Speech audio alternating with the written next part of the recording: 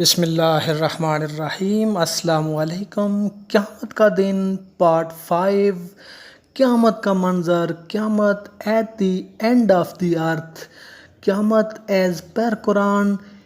چنانچہ قرآن پاک میں ارشاد ہوتا ہے یومئذ لا تنفع الشفاعۃ الا من اذن لہ الرحمن ورضی لہ قولا۔ اس دن کسی کو سفارش نفع نہ دے گی مگر ایسے شخص کو انبیاء اور اولیاء کی سفارش نفع دے گی جس کے واسطے اللہ تعالیٰ شانہ نے سفارش کی اجازت دے دی اور اس کے واسطے کسی کا بولنا پسند کر لیا ہو۔ اس قسم کے مضامین کثرت سے ہیں، لیکن یہ بات کہ کس کے لیے سفارش کی اجازت ہوتی ہے کسی کو معلوم نہیں۔ گو حق تعالیٰ شانہ کے فضل سے ہر شخص کو امیدوار رہنا چاہیے، لیکن یقین کسی کا بھی نہیں، اس وجہ سے کہ یہ سخت ترین دن، نہایت ہی خوف و خطر کا دن ہے۔ اس کی سختی کے واسطے جو کچھ بچاؤ کیا جا سکتا ہے وہ آج ہی کریں۔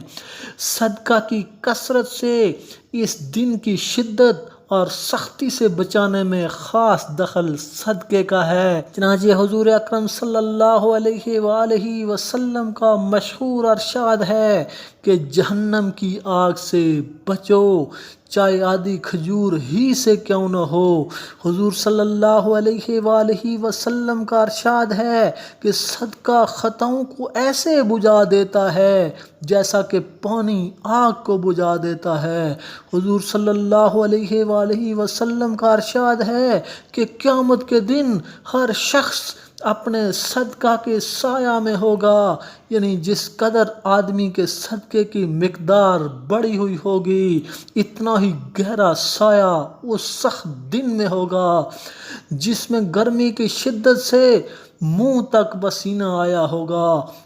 حضور صلی اللہ علیہ وآلہ وسلم کا ارشاد ہے کہ صدقہ حق تعالیٰ شانہ کے غصے کو بھی روکتا ہے اور سوء خاتمہ یعنی بری موت سے بھی حفاظت کا سبب ہے۔ یہ مشکات شریف کی حدیث ہے۔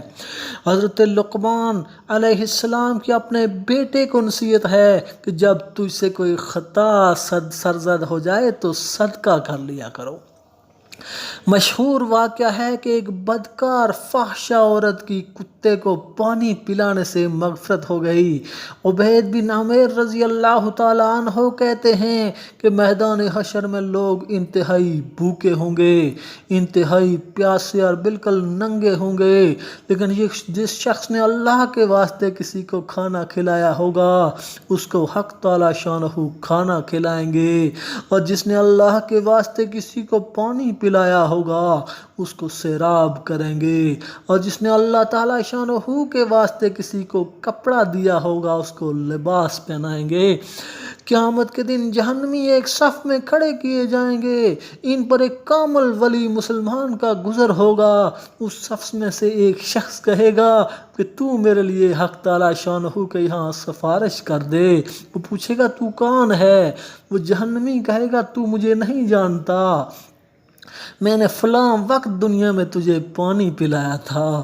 دوسرے حدیث میں گزرا کہ قیامت کے دن جب جنتی اور جہنمی لوگوں کی صفیں لگ جائیں گی تو جہنمی صفوں میں سے ایک شخص کی نظر جنتی صفوں میں سے ایک شخص پر پڑے گی اور وہ یاد دلائے گا کہ میں نے دنیا میں تیرے ساتھ فلاں احسان کیا تھا۔ اس پر وہ شخص اس کا ہاتھ پکڑ کر حق تعالیٰ شانہ کی بارگاہ میں لے جائے گا اور عرض کرے گا کہ یا اللہ اس کا مجھ پر فلاں احسان ہے۔ حق تعالیٰ شانہ کی رحمت سے اس کو بخش دیا جائے گا۔ ایک اور حدیث میں گزرا کہ قیامت کے دن اعلان ہوگا کہ امت محمدیہ صلی اللہ علیہ وآلہ وسلم کے فقیر لوگ کہاں ہیں؟ اٹھو اور لوگوں کو میدان قیامت میں سے تلاش کر لو۔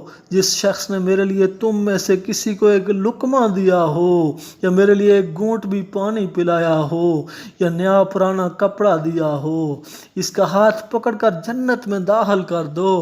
اس پر فقراء امت اٹھیں گے اور ان کو چن چن کر ان لوگوں کو جنت میں داخل کریں گے۔